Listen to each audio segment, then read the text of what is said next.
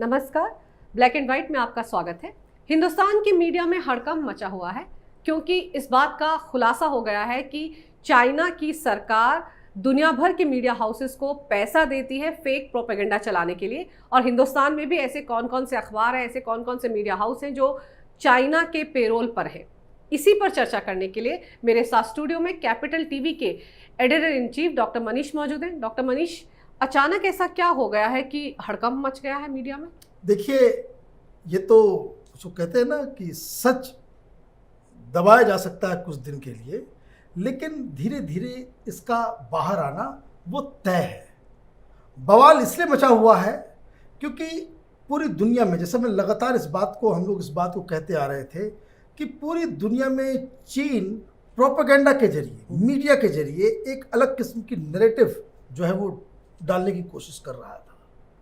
लेकिन जब यूएस में और वेस्टर्न यूरोप में ये कंसेंसस हो जाए कि चाइना को कोरोना का विलन साबित करना है, तो ये फेक प्रोपेगेंडा जो चाइनीज अटेम्प्ट जो है वो नहीं चल पाएगा और उसका नतीजा दिख रहा है। लेकिन ये मसला कहीं ज़्यादा इससे गंभीर है। दरअसल ये खबर अमेरिका से आई है कि अमेरिका के डिपार्टमेंट ऑफ जस्टिस में, वहाँ पे जो चाइना डेली ने एक अपना हलफनामा जो दिया है कि चूंकि वहाँ पे वो एक फॉरेन एंटिटी है, फॉरेन एजेंट है, तो वहाँ के कानून के मुताबिक कोई फॉरेन एजेंट जो डायरेक्टली किसी दूसरे देश की सरकार, वहाँ की पॉलिटिकल पार्टीज के प्रचार प्रसार का काम करती हो, तो उसको अमेरिका में ऑपरेट करने की तो सहूलियत है। लेकिन उनको ये भी बताना पड़ता है कि आप कहाँ से पैसे ला रहे हो, कितना पैसे ला रहे हो, किस चीज़ में आपने खर्च किए। तो उसका जो रिपोर्ट जो उन्होंने डाला है 1 जून को, अभी कुछ दिन पहले, 10-11 दिन पहले, हाँ, वो सामने आ गया है और जिसको लेकर के अमेरिका में बवाल मच गया है। वो पूरा उसका डिटेल है, मैं आपको एक डिटेल दे दूं। उस डिटेल में क्या क्या खास है?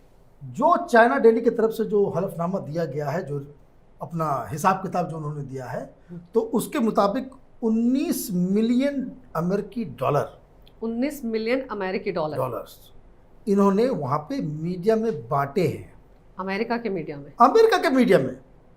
और सिर्फ यही नहीं, चूंकि वहां तो सब कुछ हिंदुस्तान की तरह, हिंदुस्तान की मीडिया का वो पैसे लेते हैं, लेकिन उसका हिसाब किताब नहीं हो पाता है क्योंकि कैश में डीलिंग होता है और उसको पैसा को पिन पॉइंट करना बड़ा मुश्किल हो जाता है, कहाँ से आया और कहाँ से गया। हिंदुस्तान में अभी भी, इसलिए ये लोग मोदी सरकार से इतने परेशान क्यों हैं?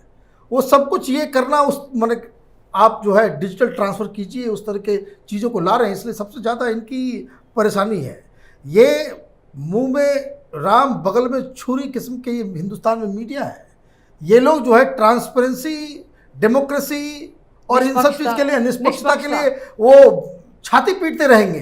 और जहां मीडिया को बोला जाए कि अपना सारा हिसाब किताब वाइट में दिखाओ, सारे ट्रांजैक्शन जो है आप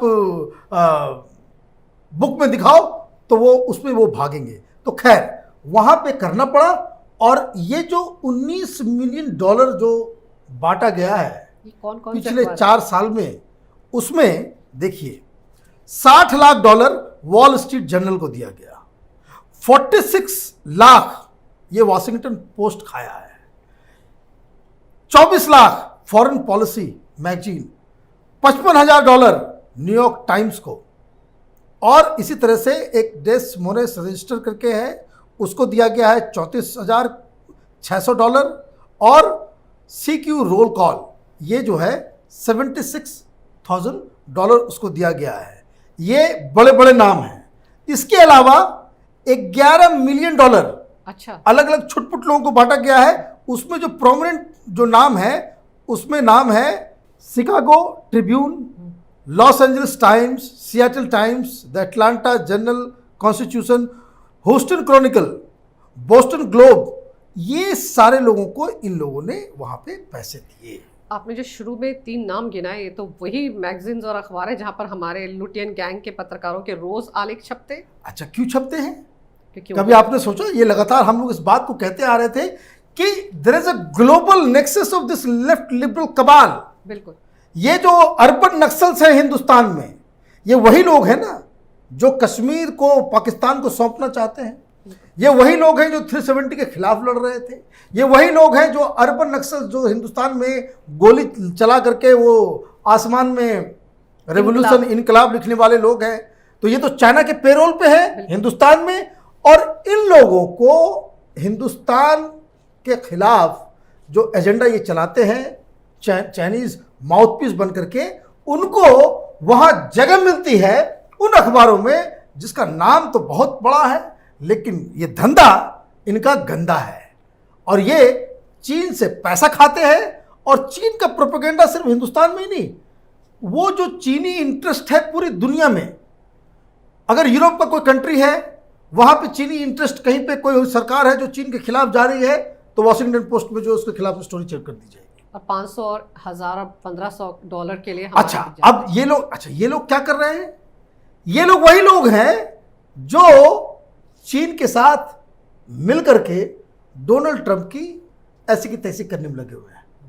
उनको लगता है कि डोनाल्ड ट्रंप जो है ना, कोई हिटलर आ गया, कोई ये आ गया, और इसलिए लगातार जो निगेटिव पब्लिसिटी डोनाल्ड ट्रंप के पूरी दुनिया में ये लोग करते हैं।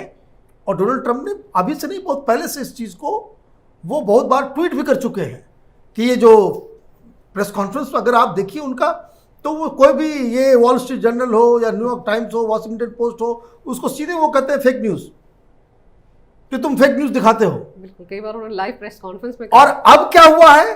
अब ऐसा नहीं कि कोई लांछन लगाया जा रहा है, this is a submission by the China daily. ये चाइना डेली है क्या, ये भी समझ लीजिए। चाइना डेली चीन की सरकार, चीन में कोई इंडिपेंडेंस ऑफ प्रेस नहीं है, वहां सरकार नियंत्रित प्रेस है, और चाइना डेली जो है वहां की सरकार का माउथपीस है। कम्युनिस्ट पार्टी ऑफ चाइना का वो एक एजेंसी है, और वो अमेरिका में ऑपरेट कर रहा था, और किस तरीके से स्टोरीज प्लांट करना है, कैसे क्या करना है।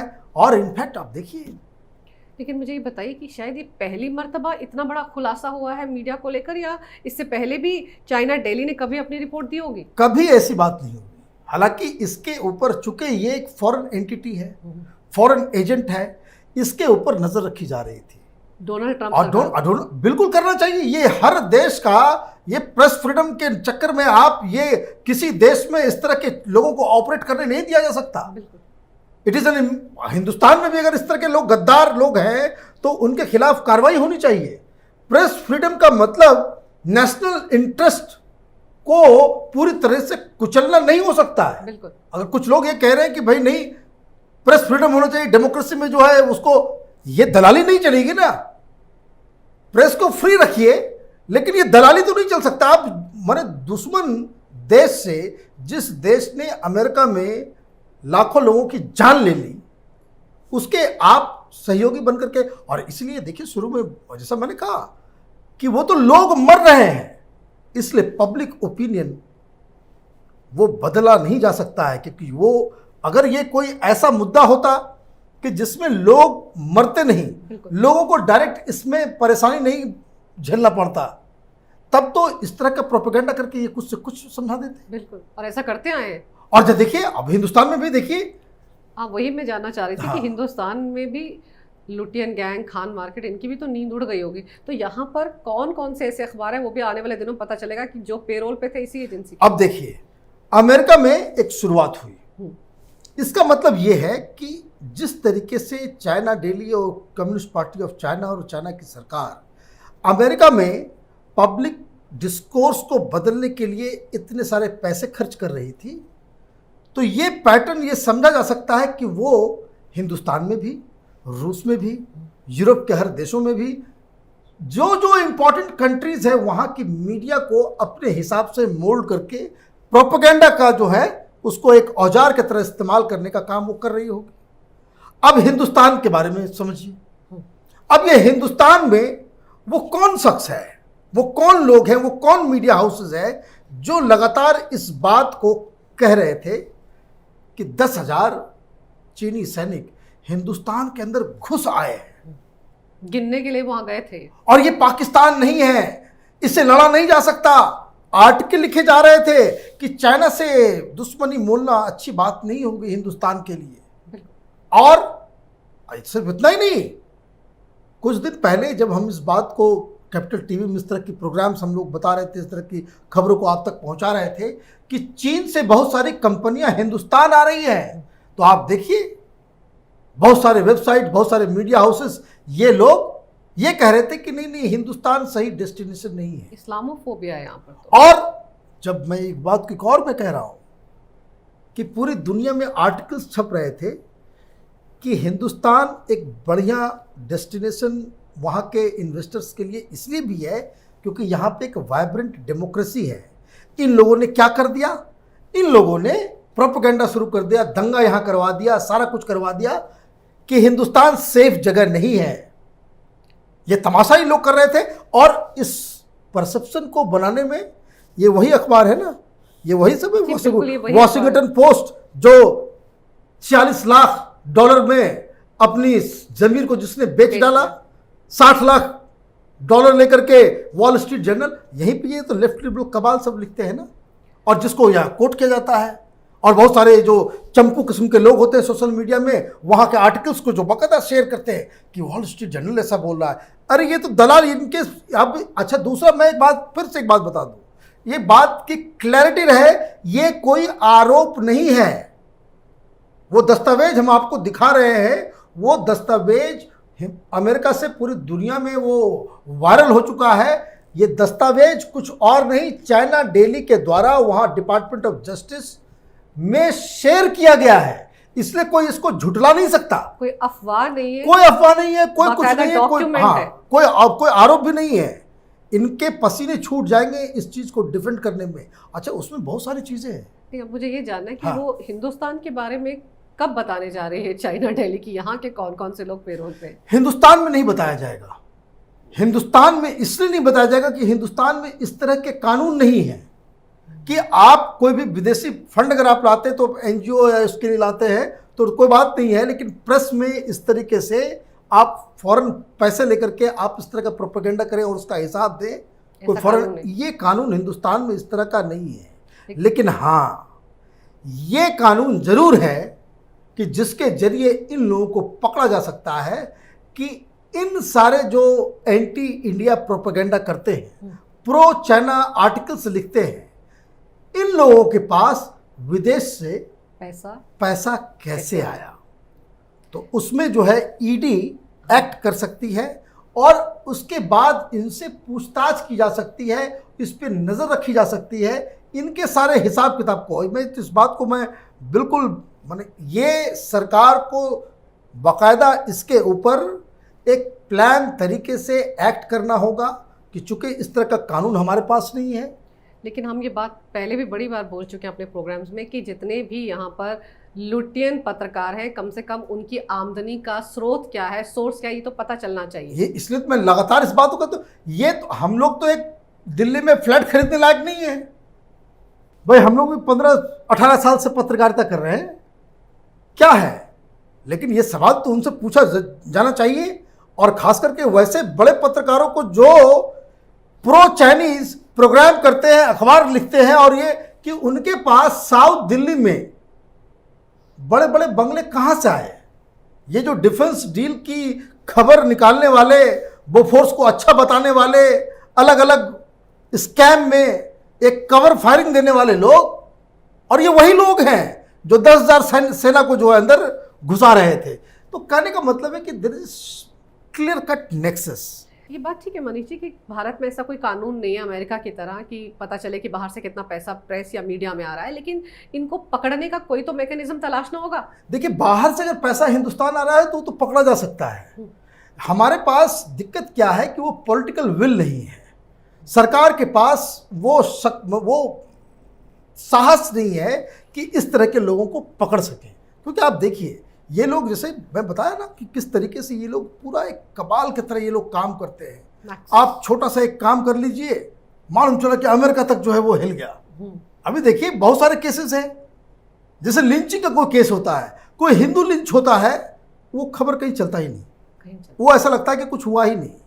किसी अपर कास्ट लड़की का रेप हो जाए, कोई उस पर कोई खबर ध्यान नहीं नहीं बनती, देगा, कोई कोई खबर नहीं बनती। बनेगी। लेकिन पॉलिटिकली पोटेंट कोई मुद्दा हो जाता है, जैसे 1 लाख का मुद्दा आ गया, आपने क्या किया, एक लिंचिंग हुई है और आपने पूरी दुनिया में भारत को जो है लिंचिस्तान बनवा दिया। बिल्कुल। आपने हिंदुस्तान में क्या, मुझे एक बात कोई समझा दे कि ये मोदी सरकार किस हिसाब से हिंदुओं की फेवर करने वाली सरकार है। आज तक ऐसा कोई कानून मोदी सरकार लेकर के आई हो जो प्रो हिंदू हो? आज तक ऐसा कोई फैसला जो, अभी देखिए, अगर प्रो हिंदू सरकार होती तो ये जो हमारे मंदिरों के जो पैसे के ऊपर सरकार जो है वो कुंडली मार करके बैठ गई, जो हिंदुस्तान का जो हिंदू है जो मंदिरों में जाकर के दान दक्षिणा देता है उसको सरकार हड़प पड़ जाती है, और आप उसके बाद भी ये आरोप लगाते हो कि भाई यहाँ पे हिंदू नेशनलिस्ट गवर्नमेंट है। मुझे तो ये नजर नेशनलिस्ट है, हिंदू नेशनलिस्ट है, इसके प्रमाण तो नहीं है। अगर किसी के पास है तो वो बताए कि भाई किस तरीके से है। कोर्ट के फैसले को आप मानते नहीं। कोर्ट थोड़ी सरकार है, मोदी सरकार कोर्ट थोड़ी चलाती है। आपके पास न दलील है, ना आपके पास कोई तर्क है, आपके पास कोई चीज को साबित करने के लिए कोई कुछ नहीं है। लेकिन आपके पास ये Washington post, wall street journal, ये सब जो है हथियार है। आपके पास इस तरह के हथियार हैं जहां आप आर्टिकल छाप के हिंदुस्तान को, हिंदुस्तान की सरकार को, जिसको भी जब मन चाहे आप बदनाम कर सकते हैं। तो सरकार को इमीडिएटली अमेरिका से इस खबर से जो आई है उससे इमीडिएटली चौंक जाना चाहिए और एक साहस दिखाना चाहिए। लेकिन मुझे मालूम है कि मोदी सरकार, अमित शाह, ये बहुत अपने आप को ताकतवर बताते हैं, लेकिन इनके खिलाफ जब एक्शन लेने की बात आएगी इनके घुटने में दर्द हो जाएगा। ये नहीं ले सकते। और जबकि ये, जिसको आप कह सकते हैं कि दिन के उजाले की तरह साफ है कि ये लोग विदेशी फंडिंग से, चीन के पैसे से, पाकिस्तान के पैसे से ये देश के साथ गद्दारी कर रहे हैं, लेकिन ये एक्शन नहीं लेंगे। इनकी हिम्मत ही नहीं है, क्योंकि इनके पास जो ताकत है वो है कि वो सरकार को ही मैंने उलझा करके रख देगी ऐसे ऐसे मुद्दे उठा करके। तो कहने का मतलब ये है, लेकिन ये दिस इज हाई टाइम कि चूंकि अब वहां पे डोनाल्ड ट्रंप तो छोड़ने वाला नहीं है। एक चीज और मैं भूल गया, एक बात और मैं भूल गया। ये सारी चीजों में अगर आप ये इस लिस्ट को देखें तो ट्विटर को भी पैसा दिया जा रहा है। ये कई लोग पूछते हैं ना कि भाई ये ट्विटर लेफ्ट लीनिंग है, लेफ्ट लीनिंग है। अरे लेफ्ट लीनिंग वगैरह कुछ नहीं होता, ये सब मक्कार लोग हैं, पैसे के पुजारी हैं। बहुत बार ऐसा होता है कि अचानक आपके फॉलोअर्स कम हो जाते हैं। ये डिबेट चल रहा है ना भाई, लेफ्ट लीनिंग है, लेफ्टिस्ट ट्विटर चाइना से पैसा खा रहा है। ये देखिए, ये दस्तावेज साफ बता रहा है कि ट्विटर को भी लगातार पैसे चला जाए। अच्छा, हर साल, पिछले 4 साल का रिकॉर्ड है, हर साल ट्विटर को कुछ न कुछ दिया गया है। तो माल जब बोलता है तब ये लेफ्टिस्ट हो जाते हैं, ये पैसे के पुजारी हैं। ये तो पूरी दुनिया का ये आज जो आया है वो कच्चा चिट्ठा निकला है। और उम्मीद यही करनी चाहिए कि इस खबर के आने के बाद ऐसा नहीं कि इस खबर के बारे में हिंदुस्तान की जो सरकार है, पीएमओ है या होम मिनिस्ट्री है, उनको इसके बारे में जानकारी नहीं होगी। जानकारी है तो आपको इस तरह से कुछ 1-2 दिन के अंदर में कुछ प्लान लेकर के आना चाहिए, और नहीं तो फिर मेरी बात तो सही है कि सरकार जो है, ये जो लेफ्ट लिबरल कबाल है, उस पर एक्शन लेने के समय इनके घुटने में दर्द होने लगता है। लेकिन उम्मीद पे दुनिया कायम रहती है मनीष जी, और हम भी उम्मीद करते हैं कि इस रिपोर्ट के आने के बाद हिंदुस्तान की सरकार के कान भी खड़े होंगे, और कम से कम वो पत्रकार जिनके आर्टिकल इन सब न्यूयॉर्क टाइम्स में, वॉशिंगटन पोस्ट में, वॉल स्ट्रीट जर्नल में छपते रहते हैं, कम से कम उन पर तो नजर रखी जाएगी। हाँ। कि वो किस तरह का एजेंडा चला रहे हैं। आपने विस्तार से जो जानकारी दी, चौंकाने वाली जानकारी है, बहुत बहुत शुक्रिया। अगर आपको हमारा ये वीडियो अच्छा लगे तो कृपया इसे लाइक करें, शेयर करें और हमारे चैनल को सब्सक्राइब जरूर करें। देखते रहिए कैपिटल टीवी।